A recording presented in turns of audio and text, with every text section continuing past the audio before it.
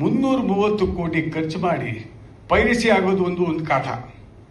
Cinema release ಆಗೋಕ್ ಮುಂಚೆನೆ, sensor ಆಗೋಕ್ ಮುಂಚೆನೆ ಎಲ್ಲ ಪ್ಲಾಟ್ಫಾರ್ಮ್ ಅಲ್ಲಿ ಬಂದಿದೆ ಅಂತಂದ್ರೆ ನಿರ್ಮಾಪಕ ಏನಾಗಬೇಕು? ಎಷ್ಟು ಕೆಟ್ಟ ಬೆಳವಣಿಗೆ ಆಗಿದೆ ಅಂತಂದ್ರೆ, ಈ ತರ ಆಯ್ತು ಅಂದ್ರೆ ಥ್ರೂಔಟ್ ಇಂಡಿಯಾ ಇಂಡಸ್ಟ್ರಿನೇ ಇರೋದಿಲ್ಲ. It's very dangerous.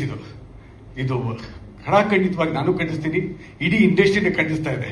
ಇದು ಆಗಲೇಬಾರ್ದು. 330 ಕೋಟಿ ಇರ್ಬೋದು, 30 ಕೋಟಿ ಇರ್ಬೋದು, ತಮಿಳ್ ಇರ್ಬೋದು, ನಾಳೆ ಕನ್ನಡ ಆಗ್ಬೋದು, ನಾಳಿದ್ದು ತೆಲುಗು ಆಗ್ಬೋದು, ಹಿಂದಿ ಆಗ್ಬಾರ್ದು. ಕ್ಯೂಬಿಂದ ಅದು ಹೆಂಗ್ ಬರ್ಲಿಕ್ಕೆ ಸಾಧ್ಯ? ಎಲ್ಲೋ ಇಟ್ಟಿರೋ ಒಂದು ಹಾರ್ಡ್ ಡಿಸ್ಕ್ ಇರೋ ಸಿನಿಮಾ ಥ್ರೂಔಟ್ ವರ್ಲ್ಡ್ ಬರುತ್ತೆ ಅಂತಂದ್ರೆ ಎಂತ ಬೆಳವಣಿಗೆ. ನೀವು ರಾಜಕೀಯ ಸಾವಿರ ಮಾಡ್ಕೊಳ್ಳಿ, ಸಿನಿಮಾ ಇಂಡಸ್ಟ್ರಿನ ಕೊಲೆ ಮಾಡ್ತೀರಿ ನೀವು. ಇದು ಆಗ್ಬಾರ್ದು. ಇದು ನನ್ನ ಪರ್ಸನಲ್ ಫೀಲಿಂಗ್. ಇದು ಇಡೀ ಇಂಡಸ್ಟ್ರಿ ಪ್ರೊಟೆಸ್ಟ್ ಮಾಡಬೇಕು ಇದಕ್ಕೋಸ್ಕರ. Thank you so much.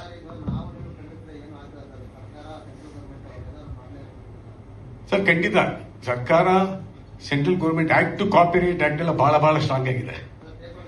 ಬೇಲಾನೆ ಅಲ್ಲ ಬೇಲಿನ ಒಲವೇ ಅಂದ್ರೆ ಪ್ರಿಂಟ್ ಯಾರ ಇರುತ್ತೆ ಸರ್, ಆರ್ಟಿಸ್ಟ್ ಯಾರ ಇರುತ್ತೆ, ಇಲ್ಲ ನಿರ್ಮಾಪಕರ ಇರಬೇಕು, ಇಲ್ಲ ನಿರ್ದೇಶಕರ ಇರಬೇಕು, ಎಡಿಟಿಂಗ್ ರೂಮಲ್ಲಿ ಇರಬೇಕು, ಇಲ್ಲ ಕ್ಯೂಬ್ ಅವ್ರ ಇರಬೇಕು. ಎಲ್ಲಿಂದ ಹೋಗುತ್ತೆ ಸಿನಿಮಾ? ಯಾರು ಕೊಟ್ರು? ಹಿಂಗ ಆಗ್ಬಿಡ್ತು ಅಂದ್ರೆ ನಿರ್ಮಾಪಕ ಏನಾಗಬೇಕು? ಅದೇ ಗೊತ್ತಿಲ್ವಲ್ಲ sir.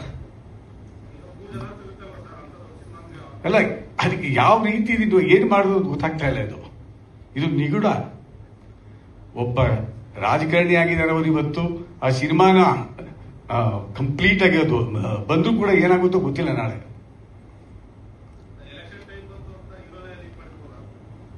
Anything is possible sir, but ಆಗ್ಬಾರ್ದು. ಐ ಡೋಂಟ್ ನೋ, ನಾನು ಎಲೆಕ್ಷನ್ಗೆ ಇದಕ್ಕೂ ನಾನು ತಗೊಂಡ್ಬರ್ತಾ ಇಲ್ಲ. ಬಟ್ ಇದು ಏನಾಗಿದೆಯೋ ಇದು ಮಾತ್ರ ಆಗಲೇಬಾರ್ದು ಇಂಡಸ್ಟ್ರಿನಲ್ಲಿ. It's very dangerous. ಬಹಳ ಕೆಟ್ಟ ಮೂವ್ ಮಾಡಿದ್ದಾರೆ. ಇದು ಒಂದ್ ಕಡೆ ಆಯ್ತು ಅಂದ್ರೆ ಇನ್ನೊಂದ್ ಕಡೆ ಮಾಡೇ ಮಾಡ್ತಾರೆ ಗ್ಯಾರಂಟಿ. ಇವಾಗ ಯಾವುದೋ ನಿರ್ಮಾಪಕರಿಗೆ ಯಾರು ಆಗದೆ ಇರೋರು ಆರ್ಟಿಸ್ಟ್ ತಗೊಂಡೋಗ್ಬಿಟ್ಟು ಕದ್ಕೊಂಡ್ಬಿಟ್ಟು ಹಾಕ್ಬಿಡಿಯಪ್ಪ ಅಂದ್ರೆ ಮುಗ್ದೈತಲ್ಲ. ಆಯ್ತು, ನಿರ್ಮಾಣ ಯಾಕೆ ಮಾಡಬೇಕು?